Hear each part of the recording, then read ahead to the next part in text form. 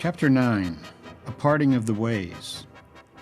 When Dr. Elliott stopped in alone on his late evening rounds, he found Ken cheerful in spite of the new concerns that were weighing heavily upon him. Leighton had come by earlier with his lawyer and a notary public as witnesses to certify Ken's shaky signature on the 2 copies of the contract. Ken was surprised that he now felt a great sense of relief. For Leighton, however, he felt an oppressive heaviness and concern. As for Carla, he knew her well enough to realize that there was little hope to salvage their relationship unless he renounced his newfound faith in Christ. That realization was almost more than Ken could bear. At the same time, however, he had a new joy that seemed to be independent of circumstances. "I didn't have the strength to fight Frank and the CIA," Ken told Hal. "It wouldn't have done any good anyway. While I'm laid up in here, they could copy everything I've done and build their own model. There's no way I could stop them. At least I got some cash out of the deal." "I don't see what else you could have done," said Hal sympathetically. "Now put that behind you and leave the results in God's hands." "That's not so easy when I feel responsible. If my invention is the means of bringing Frank and who knows how many others under demonic control, how can I feel good about that?" "That device won't do it, Ken. Whatever you've invented, it's not what you and Leighton think. It's not the ingenious electronics that make the connection with the 9. "How can you say that?" asked Ken. "Witch doctors have been in touch with spirit guides, which is basically the same idea, for thousands of years," said Elliott dryly. "Demons have a variety of disguises designed to appeal to everyone. The extraterrestrial intelligence mask is for science fiction buffs and scientists who imagine that time plus chance could produce godlike beings out there on some planet light years away." Elliott shook his head in dismay. Ken paused to think it through. "When you said something like that the other day, I didn't like it. But now it makes a lot of sense that today's parapsychologists are just civilized witch doctors. I think you're right. It's the same thing under another label." "Exactly," said Hal.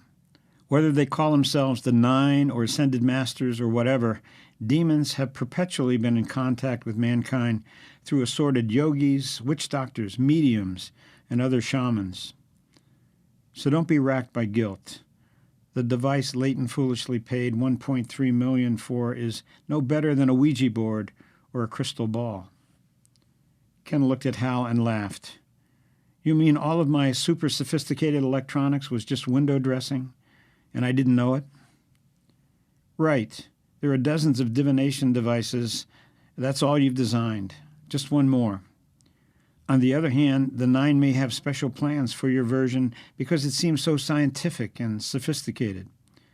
That could be the ideal catalyst to set in motion a fulfillment of the prophecies concerning the entire world becoming deceived enough to hail the Antichrist as its savior." Ken turned his head and stared out the window in silence. At last he looked at Hal and said, "It sounds like a science fiction plot, but it also makes a lot of sense. I think I'm beginning to understand. It's not that the deception itself is so convincing, but that human pride is so blind. I can see why it appealed to me." Then he added somberly, "The thing that's troubling me most of all, well, you know what it is." "I understand," said Elliott sadly. "Carla cornered me in my office this afternoon. She was livid, claimed that I'd brainwashed you, vowed to report me to the hospital administration for practicing clergery instead of surgery." "She'll do it. That's Carla. You can count on it. When she decides on something, there's no turning back. I hope it doesn't affect your position here." Dr. Elliott smiled. "She can complain all she wants. It won't matter. I haven't done anything unethical or that I wouldn't do again, so don't worry about it." He reached out and put his hand on Ken's shoulder. "She didn't spell it out, but I got the impression she's breaking the engagement. And I feel at least partly responsible. I can't believe that I let a video get out of this hospital, especially one that important, without having a copy made. We've been over that. She says it wouldn't have convinced her, and I'm sure that's true. You have to understand where she's coming from. She mockingly refers to herself as a PK. You know, a preacher's kid. Her father is still a pastor of a huge church, but from what she says, he must be the ultimate hypocrite. She's bitter about it. When she met me, well, I was an atheist and had all the intellectual and supposedly scientific arguments to support her rejection of everything she'd been taught as a child. And now you've pulled the prop out from under her. She never needed any propping up. She's a very strong person. Carla won't compromise, and she knows I won't. A lot of people are praying for both of you, said Hal. Don't put any limits on what God can do. I'm trying to learn. Karen came in this afternoon and read to me from the Bible. I really appreciated that. There's so much to take in, and it's suddenly like I can't get enough. She was reading from, I think it was Peter, something about faith being tested. I hope I can stand the test. None of us can on our own without him, Dr. Elliott assured him. Faith isn't some power we wield to slay spiritual dragons or aim at God to manipulate him into answering our prayers. Faith is trust in God in submission to his will. That means letting him do things his way. I've been seeing that, but it helps when you explain it. There's something exciting about it. Well, this whole thing of faith that I used to think was only for uneducated people who couldn't think for themselves. Ken ran out of words, but his eyes had a new light that spoke volumes. Hey, you've come a long way since I saw you last, exclaimed Hal. It's always exciting to see someone born again and starting to grow. He could only squeeze Ken's arm as they looked into each other's eyes with a new sense of brotherhood. I'm grateful to you and Karen for not giving up on me. God didn't give up on us, responded Hal when he recovered his voice. That's what's so fantastic, to know that the Creator of the universe loves each of us personally. I can never get over the wonder of it. So it makes sense to surrender ourselves into his hands because he happens to be quite a bit smarter than we are, and he really does love us. So his way is always best. Once you're thoroughly convinced of that, everything else takes care of itself. Ken nodded. I'm convinced. It's the only thing I've ever found that really makes sense.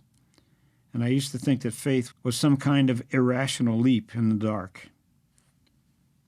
Even as he spoke, there was an inner joy that transcended the sense of impending loss that he now felt so strongly. Carla came in late the next morning to say goodbye. Her eyes were red-rimmed and swollen in spite of the heavier-than-usual makeup. She was strong, but her love for Ken was strong as well.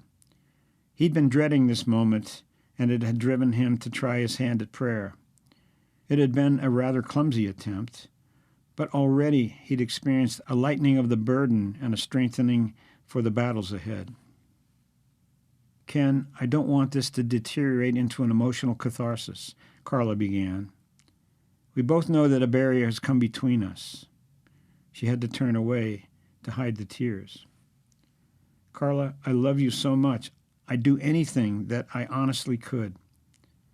Except renounce your new beliefs, and I wouldn't ask you to do that. I hope you can respect my beliefs. I respect you and your right to believe whatever you wish, but I can't respect what you now believe. I once believed it myself, and I know it isn't true. But I don't think that would help either of us right now. I love you, Ken, as much as ever. I want you to know that. Their eyes met, and for a brief moment they shared their anguish together. And I love you, Carla, even more than I ever have before. That's why this hurts so much. Our love for each other, we can't let that be destroyed. Their eyes met again briefly, in wordless empathy for each other's pain. Carla was the first to break the silence. Love has to have help, Ken. You know that. Even the closest relationships have their times of strain. It wouldn't work to start out this far apart in something that's so important to both of us. She lost her voice and there was another long silence before she was able to continue. "It just wouldn't work," she repeated. "It just wouldn't. I wish you'd give us some time." Ken's eyes were pleading with her, but she couldn't meet his gaze. "There'll be plenty of time," she said in a faraway voice, "whatever good that will do. It would be agony for us to be near each other. I've already made up my mind. I'm moving back to D.C. I've got lots of connections there." Now Ken had lost his voice. There was another long, traumatic silence. "I just can't believe it," Carla added at last. "You were the ultimate atheist. What happened to all those arguments?" He took a deep breath. "God help me," he thought to himself. "Carla, I don't think there is such a thing as a convinced atheist. I always knew that God existed. You can't honestly pretend the universe just happened by chance. I just didn't want to face the consequences, that I was morally accountable to my Creator." Carla cut him off. "Ken, I didn't come here to have you preach at me. I've heard plenty of that most of my life. You asked me a question. Please listen to me. There's not a doctor or nurse in this hospital that can deny that I'm a living miracle. You can't deny it." "Oh, can I? My father preached miracles. Oh, and how he preached against sin." Derisively, she spat out those two contemptible words. "And you know what he did? He committed adultery, not just with one woman, but with who knows how many. He eventually ran off with his secretary and divorced my mother. When she finally faced the horrible truth, it killed her. She died of a broken heart." "I'm sorry," said Ken, "but that doesn't prove—" Carla cut him off again. "Prove? I'm giving you the facts. My father has a huge church today. His lifestyle doesn't seem to keep him from success in the self-righteous Christian world." "But Carla, there are plenty of Christians who are just as nauseated by your father's hypocrisy as you are. And your mother, you told me what a saint she was. She was a Christian. So how can you condemn Christ because of your father?" He fell silent. What else was there to say? She had turned away, unable any longer to bear the pain of looking into his eyes. She pulled the strap of her purse over her shoulder and prepared to leave. "I wish this hadn't happened this way," she said. "I didn't come here for a discussion or argument, just to make a simple statement and say goodbye." "We love each other," Ken pleaded. "We can work our way through this." Then he remembered the audio cassette she brought in and tried to get it from the bedside table, but it was just beyond his grasp. Out of the corner of her eye, she saw what he was reaching for, but made no move to help him. "Fire and Rain, James Taylor. You brought it back from the wreck," he reminded her. "More than sentiment, you told me. It was a hope you held on to. Do you remember the words?" She nodded almost imperceptibly. "I was humming it this morning," he continued eagerly, "and thinking it had to be more than coincidence that the stereo was playing that song when I went over the cliff." He began to sing it softly. "Look down upon me, Jesus. You've got to help me make a stand. You've just got to see me through another day. My body's aching and my time is at hand. I won't make it any other way." He reached out to touch her, but she pulled her hand away. "Please, Carla, I played that dozens of times when I claimed to be an atheist and never thought of what the words meant. We've listened to it together. You never told me you found the words offensive. I've only believed in Jesus, like that song suggests. Why has that brought a wall between us?" "Stop it, Ken. There's no point in prolonging the agony we both feel. You know that neither of us is going to compromise what we believe so deeply, so let's get this behind us." Abruptly, she stood up and walked resolutely toward the door. "I love you, Carla," he called after her. "I love you." For a moment, Carla's face broke as she paused and half turned. "If you love me, then do me one favor. Don't ever waste your time praying for me." Through a blur of tears, he watched helplessly as she walked from the room and out of his life.